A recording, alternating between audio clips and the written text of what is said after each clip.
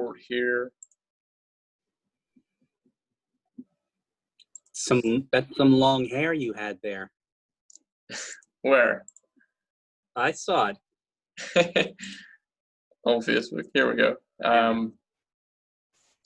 So we are live now. It's just asking me to put in a title. I'm going to put Lunch and Learn with employer branding expert Mike Ciavolino. Ciavolino. There we go. Did I spell that right? I did.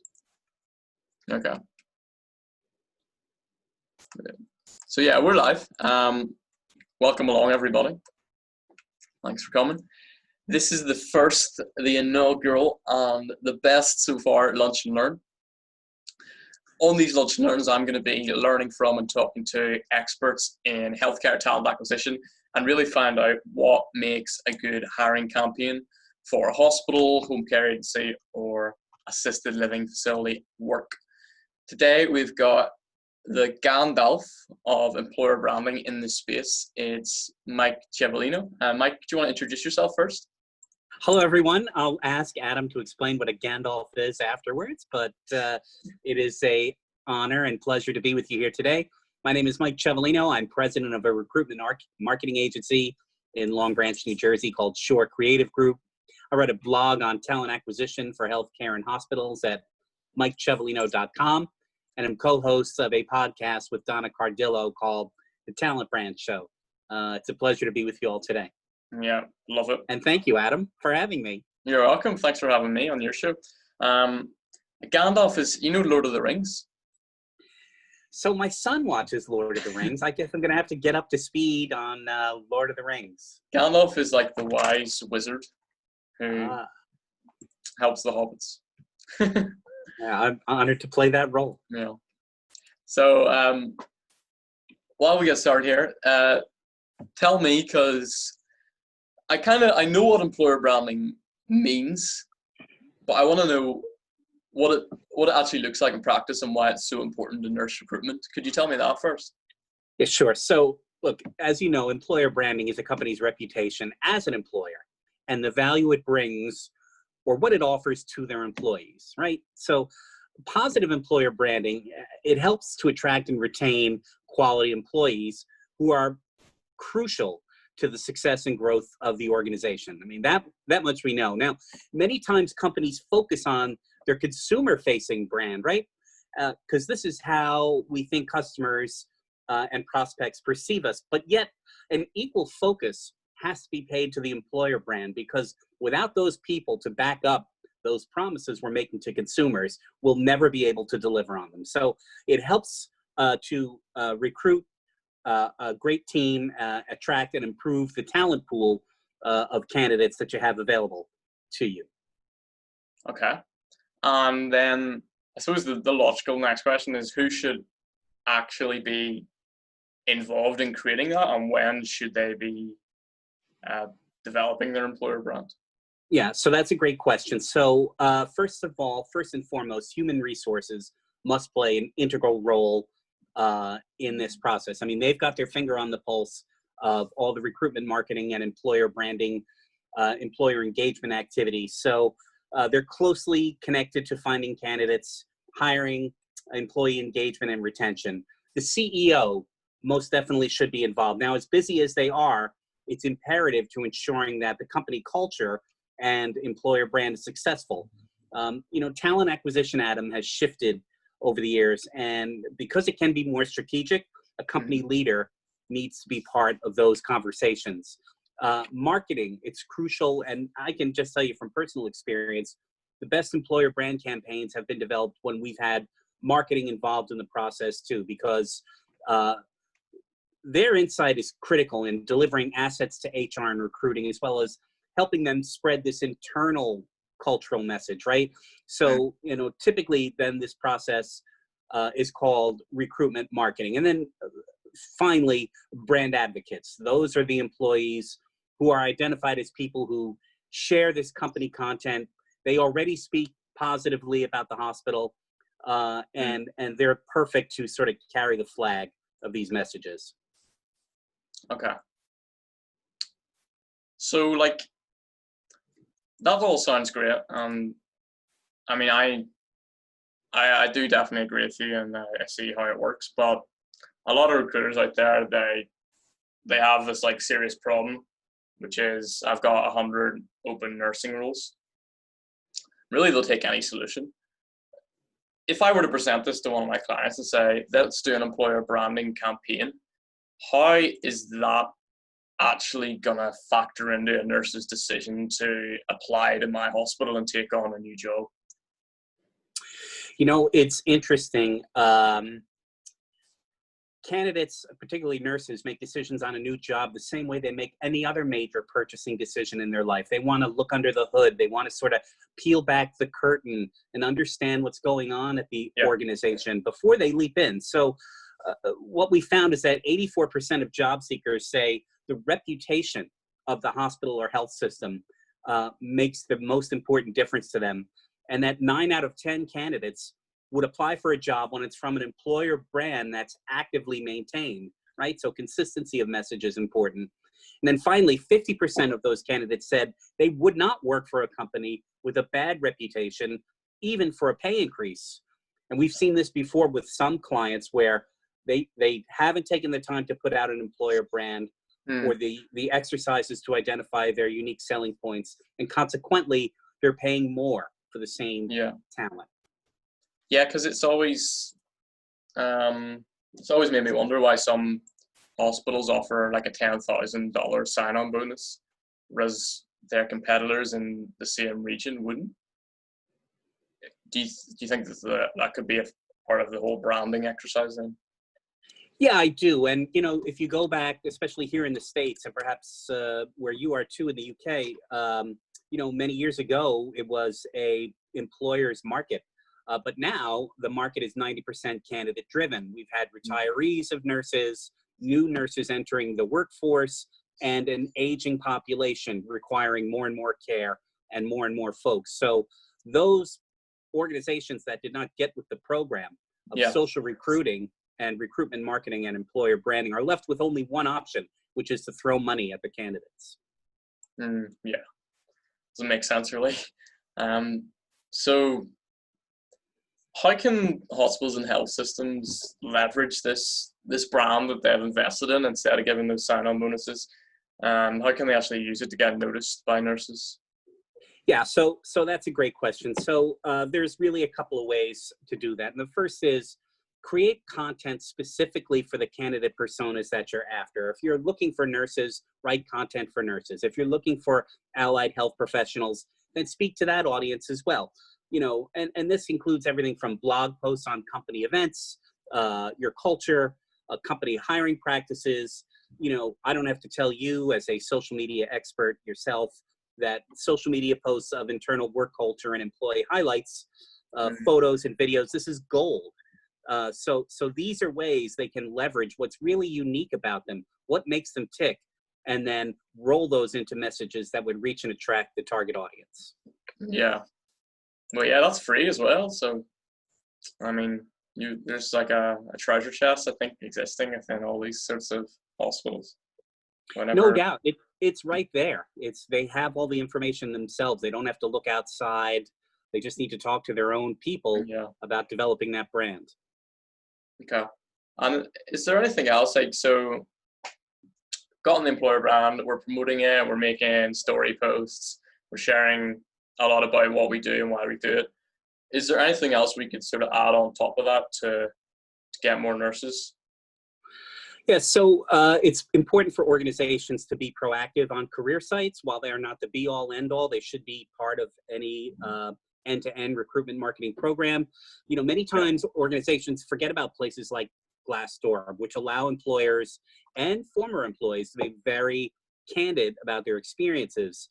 So what people have to say and the lack of company engagement can raise a red flag, or else it can be the positive thing that pushes the candidate over the edge to apply. And then the other things that they can do is encourage employee training and growth. If you're creating career paths for your nurses, then that's something that you need to talk about, and that's a compelling reason why people would come and work for you. Okay. And then does that come into, I'm just like a bit puzzled on how you can draw all this together. So drawing like social media, employer branding, and nurse recruitment together. Um, how how can you talk about that relationship between those three important things, but three things which can seem quite like nebulous and difficult to actually define and get right? Sure. So social media helps recruiters in HR find the best candidates for a given position, right? We know this. I mean, LinkedIn, for example, is a huge outlet for finding the right professionals, and it really makes it easy to see if someone is a great fit. But Yeah, as we mentioned, people also talk about companies and share their content. So others trust recommendations from friends, families, colleagues over the company leaders that say the same thing, which is what we know as social proof. So a great way to boost social recruiting and build your employer brand is to leverage your own employees mm, as brand advocates. If your company is doing great things, current employees are more willing to share their excitement, their experiences, and help you attract more top candidates. okay. Um, I think that's a good opportunity for me to show some examples which I've came across. Would Um, love for you to share them. yeah, because I want these like lunch and learns to be not just talking heads, so showing actual examples you can use and you can even sort of take inspiration from as hospitals. Maybe even over the dialogue. Yeah. You know what I So mean? yeah. Well, I mean, maybe you want to have a look at this. This is a hospital in Canada that I'm like working alongside at the moment, and they really know how to do this well. If you just look at this example here, Right. what do you think about this? So this is a perfect example of showcasing your employer brand and showcasing your star employees on social media, because this isn't some stock photo or some CEO saying why you should come and work there. This is a real employee who is clearly on the front lines of what's going on at this hospital and Mm, is proud to put himself in the photo and make a positive statement about his organization. And you just can't get better yeah, marketing than that. yeah, for sure. Like what I like about this hospital is it's not it's like staged photos, but it's not unnatural photos. So it's like they haven't arranged this as a photo shoot. I guess they went into this room and said like, can you pose with your stuff? I mean, Right. this is the same thing. It's not like they've paid a professional to go and plan it. It's very natural, and it just like gives you an insider's look on what Yes. life is like there. The quote unquote fly on the wall perspective. So a Yeah, potential employee could say, wow, this is an organization I'd like to work with. These people look like they like each other, like they like yeah, their jobs. And, right now, hospitals and health systems that are, not doing these kinds of things during COVID are missing a tremendous opportunity despite all the stress and trauma of going through this, because now is the time to shine a light on these employees who are going mm, beyond and above to get it done every day. yeah. And then you said obviously nurses are working very hard at the moment, and they're really in the thick of this crisis. How can we use employer branding stories and social media right now for the next few months to attract nurses to our hospitals? Yeah, so several things that they could do immediately. So first, good quality, consistent, unique content. Very Mm, similar to the pictures you showed there of that health system in Canada, yeah, right? just gotta And look for some more as consistency is, well. hmm? I'm just gonna look for some more while you're speaking. Yes. And consistency is a key too. You can't post once a week or once every 10 days or, whenever someone has the mindset to do so. There needs to be a calendar and dates met and be consistent so your audience is always engaged. So that's number one. The second thing is use multiple channels. Facebook is not the be all end all, certainly. There's LinkedIn, and nurses are on other channels too, such as Instagram and Twitter. Go where they are and make sure you have a presence there. And then empower your employees to be social brand ambassadors to share this message. Tell the stories of these employees through compelling videos and photos. Yeah. And as we said earlier, give potential employees, in the photos you just illustrated, this fly on the wall, this behind the scenes look at your organization. Throw some humble brags into the content. What awards has your organization won? Have they received magnet status for nursing, so to speak? Make Yeah. sure that's out there. So that's part of it. Those are all organic efforts. In addition to that, double down. I know that you're very strong in this area too, and have a lot of experience in it, with some paid efforts. So test multiple ads with your audience to see what they're biting on, and then do more of those things. Analyze and track your organic and paid efforts monthly. And now this is critical. Things like reach and engagement, click-throughs, actions taken, and of course, conversions. This will let you know what's working and what isn't, and allow you to do more of the former. Yeah, I definitely agree with that conversions point of it.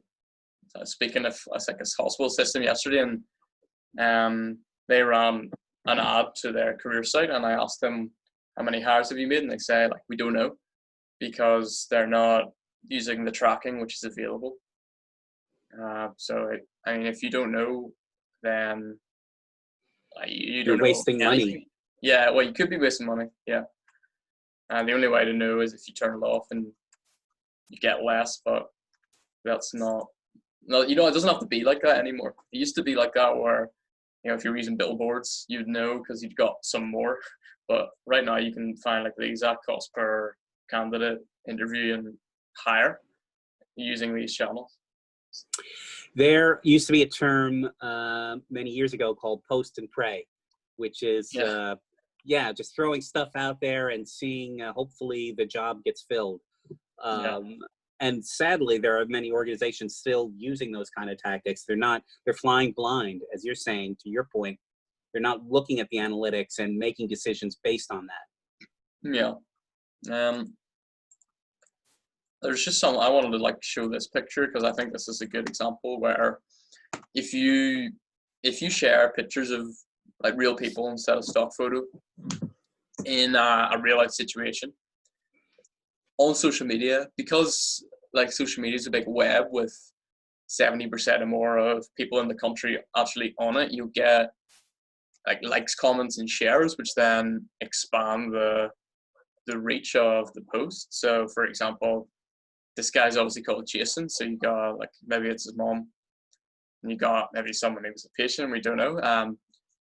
Putting actual employees on posts like this, like, it's great, isn't it? It's a very compelling image. I would definitely stop to read this post, and I think a lot of nurses would as well. Yeah. Because it's real. It's real life. Yeah. Especially when you look at the comments on the side there. This is my favorite nurse. Thank you for everything you're doing. Yeah.